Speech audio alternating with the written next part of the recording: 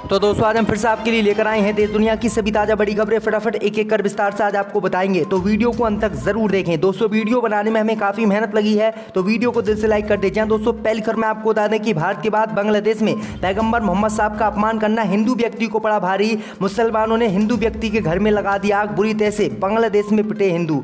वहीं आपको बताएंगे दोस्तों की मुस्लिम बहुल क्षेत्र में बीजेपी का मध्य प्रदेश में हुआ सुपड़ा साफ, कांग्रेस को मुसलमानों ने दिए 90% से अधिक वोट। वहीं आपको बताएंगे दोस्तों की बाबरी मस्जिद तोड़ने वाले बीजेपी नेताओं को जल्द होगी जेल। इलाहाबाद हाई कोर्ट पहुंचे मुसलमान, बोले इन्होंने बाबरी मस्जिद तोड़ी है, इनको सुनाई जाए उम्र कैद की सजा। वहीं आपको बताएंगे दोस्तों की अमरोहा में सड़क हादसे में बाइक सवार 2 कांवड़ियों की मौत, साथियों ने जमकर किया बवाल, 7 बसों में तोड़फोड़, योगी ने नहीं की इन कांवड़ियों पर कोई भी कार्रवाई। वहीं आपको बताएंगे दोस्तों की जहां भाजपा के दिग्गज नेताओं ने रोड शो किया, वहां 9 सीट जीती कांग्रेस पार्टी। भाजपा का यहां पर हो गया सुपड़ा साफ, दिग्गजों की नहीं सुनी जनता ने। वहीं आपको बताएंगे दोस्तों कि आप सांसद संजय सिंह का आरोप, अपने नकली मॉडल का खुलासा होने के डर से केजरीवाल को सिंगापुर नहीं जाने दे रहे हैं मोदी। तो दोस्तों सभी खबरों को आपको एक एक कर बताने वाले हैं। वीडियो को लाइक कर चैनल को सब्सक्राइब कर दें और हमें कमेंट करके बताएं कि आपके जिले किस राज्य से हमारी खबरों को देख रहे हैं। इसी बीच पर तो दोस्तों अगली खबर की ओर, तो पैगंबर मोहम्मद साहब पर विवादित टिप्पणी करना बांग्लादेश में हिंदू युवक को पड़ा भारी, मुसलमानों ने घर में लगा दिया आग। दोस्तों आपको बता दी बड़ी खबर सामने निकल कर आई दोस्तों की पैगंबर मोहम्मद साहब पर विवादित टिप्पणी का मामला भारत और अन्य देशों में लगातार बढ़ता ही जा रहा है। लेकिन आपको बता दें कि भारत में निपुण शर्मा ने पैगंबर मोहम्मद साहब पर विवादित टिप्पणी की थी और बीजेपी ने इन पर कोई कार्रवाई नहीं की।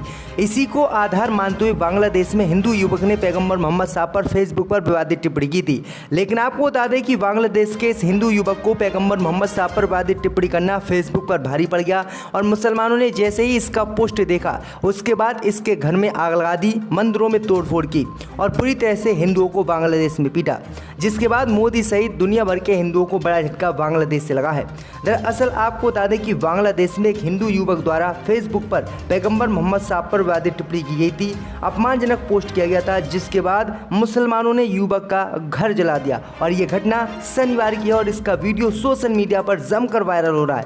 तो ये बड़ी अपडेट आई दोस्तों कि पैगंबर मोहम्मद साहब का अपमान करना पाकिस्तान के बाद बांग्लादेश में भारी हिंदुओं को पड़ा। इसी बीच पर तो दोस्तों अगली खबर की ओर, तो मध्य प्रदेश के निकाय चुनाव में मुस्लिम बहुल क्षेत्र में भाजपा का हुआ सुपड़ा साफ, कांग्रेस को मुसलमानों ने दिया 90% से अधिक मत। दोस्तों आपको बता दें कि मध्य प्रदेश के इंदौर में महापौर और पार्षदों की मतगणना जारी है। सबसे चौंकाने वाले परिणाम मुस्लिम बहुल क्षेत्रों से आ रहे हैं। यहां बीजेपी को मात्र 1 से 2% वोट ही मिले हैं। वार्ड 2 में पहले दौर में 575 वोट गिने गए, जिसमें 510 कांग्रेस प्रत्याशी संजय शुक्ला को और 11 वोट बीजेपी को मिले।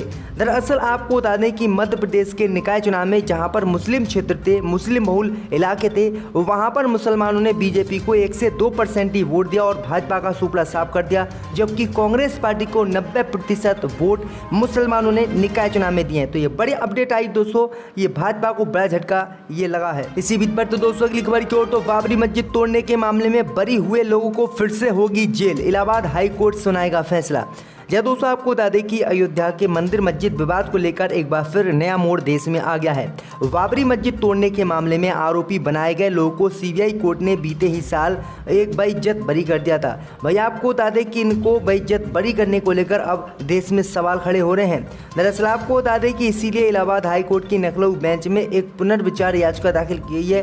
ये याचिका बाबरी मस्जिद तोड़ने के मामले में पक्षकार हाजी याकूब और सैयद अखलाक अहमद की तरफ से दाखिल की गई है। उन्होंने कहा कि भाजपा के हाई प्रोफाइल नेता जिन्होंने बाबरी मस्जिद तोड़ने में मुख्य भूमिका निभाई थी, जिसमें लाल कृष्ण आडवाणी, मुरली मनोहर जोशी, राम मंदिर ट्रस्ट के महासचिव चंपत राय, उमा भारती, विनय कटियार, साध्वी सहित कई नाम शामिल हैं। इन लोगों ने बाबरी मस्जिद को तोड़ा था और इन्हीं की वजह से बाबरी मस्जिद को शहीद किया गया था और इन लोगों को कोर्ट ने बाइज्जत बरी कर दिया था, जबकि ऑन कैमरा इन लोगों ने अपना जुर्म भी कबूला था। मैं आपको बता दें कि अब इसी मामले को लेकर इलाहाबाद हाई कोर्ट में उन्होंने याचिका दायर की है और कहा है कि इन लोगों पर कार्रवाई की जाए, केस चले और जेल में डाला जाए, क्योंकि इन्होंने भारत में एक मुसलमानों की मस्जिद को तोड़ा। तो ये बड़ी अपडेट आई दोस्तों, अब देखते हैं इलाहाबाद हाई कोर्ट क्या फैसला इस पर सुनाता है। इसी बीच पर तो दोस्तों अगली खबर की ओर, तो सड़क हादसे में बाइक सवार 2 कांवड़ियों की मुरादाबाद में हुई मौत, साथियों ने जमकर किया बवाल, 7 बसों में तोड़फोड़, योगी ने नहीं की किसी पर कोई कार्रवाई।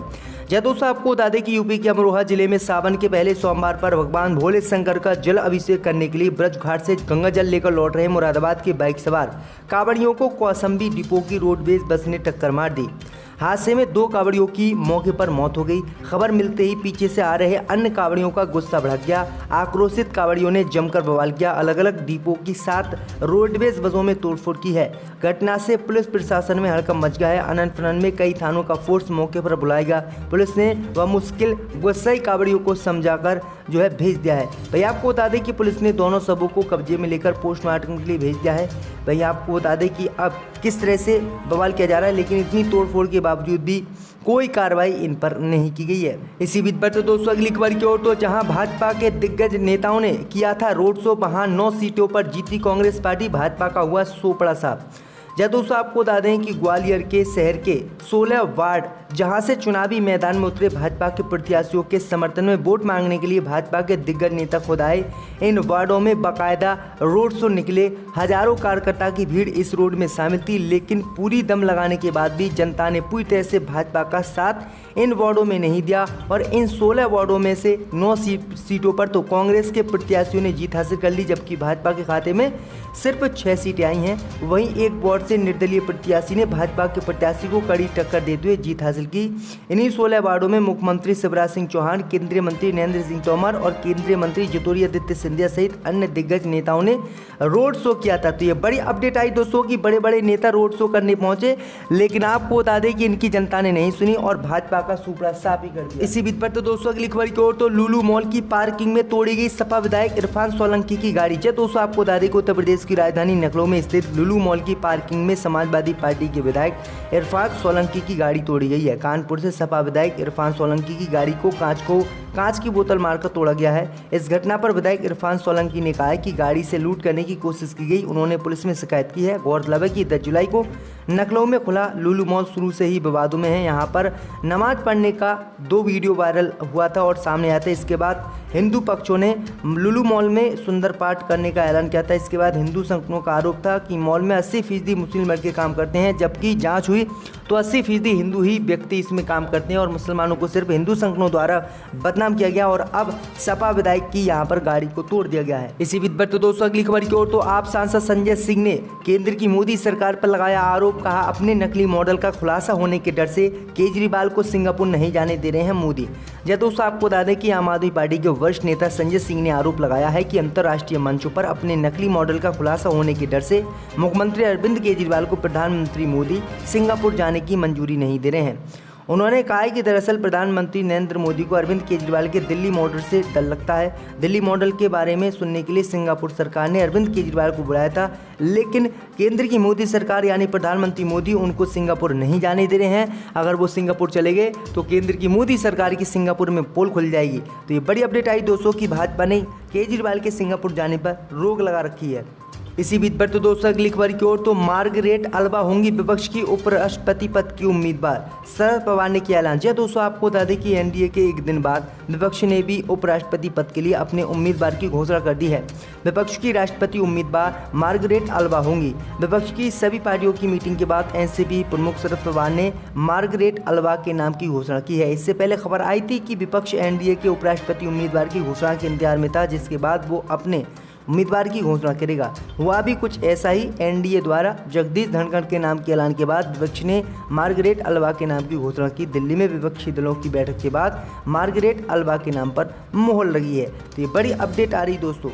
इसी बीच पर तो दोस्तों अगली खबर की ओर, तो सपा के साथ गठबंधन टूटने के सवाल पर फिर बोले ओपी राजभर। कहा अखिलेश मना करेंगे तो देखेंगे। दोस्तों आपको बता दें कि सुहेलदेव भारतीय समाज पार्टी के राष्ट्रीय अध्यक्ष ओम प्रकाश राजभर बनारसी के सर्किट हाउस पहुंचे। इस दौरान उन्होंने राजभर ने वहां राज्यसभा नेताओं के साथ मीटिंग की और वहां पर आरोपों पर प्रतिक्रिया दी। उन्होंने कहा है कि हम काम पर विश्वास करते हैं। उन्होंने कहा है कि हमारी पार्टी के लोग यहां से जिला पंचायत जीते और अब दिल्ली के पार्लियामेंट में अपनी पार्टी को पहुंचाने का जुगाड़ बना रहे हैं। शशि प्रताप द्वारा परिवारवाद का आरोप लगाए जाने पर उन्होंने कहा है कि गरीबों के इलाज से लेकर प्रदेश को 4 भागों में बांटे जाएं। हम हर मुद्दे पर डटे हुए हैं। हम लोग लड़ाई में सबसे आगे हैं।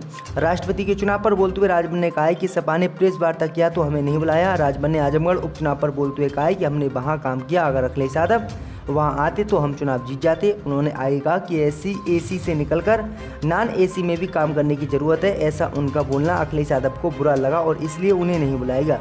राजभर ने बताया कि सीएम योगी उन्हें बुलाए और कहा कि आप पिछड़े दलितों को लेकर चलते हैं, इसलिए आप समर्थन कीजिए। तो राजभर ने समर्थन कर दिया। यानी आपको बता दें कि राष्ट्रपति चुनाव में योगी आदित्यनाथ ने जो है उनसे मुलाकात की, लेकिन अखिलेश यादव ने उनको बुलाया भी नहीं था।